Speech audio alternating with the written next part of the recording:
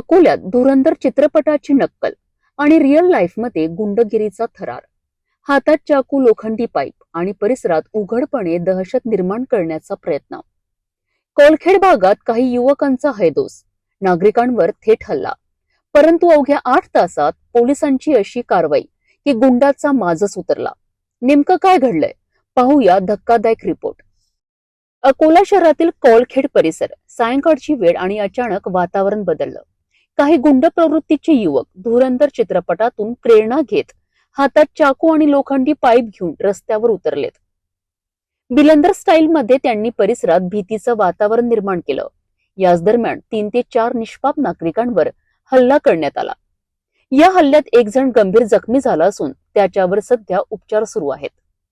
हल्ल्यानंतर आरोपी घटनास्थळावरून फरार झालेत आणि कोलखेड परिसरात भीतीचं सावट पसरलं. मात्र पोलिसांनी या घटनेची तात्काळ दखल घेतली.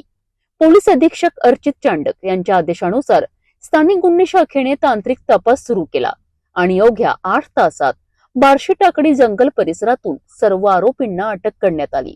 इतकंच नाही तर ज्या ठिकाणी दहशत निर्माण झाली होती त्याच परिसरात आरोपींची धिंड काढण्यात आली.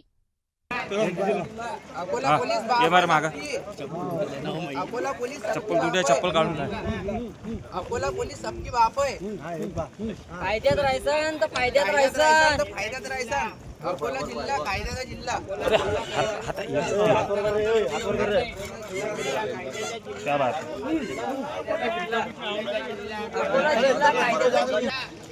अकोला पोलीस सबकी बाप आहे. अकोला जिल्हा कायद्याचा जिल्हा. गुंडगिरीचा माज उतरवण्याकरिता पोलिसांनी दिला स्पष्ट संदेश. कायदा पुढे कोणीही मोठं नाही.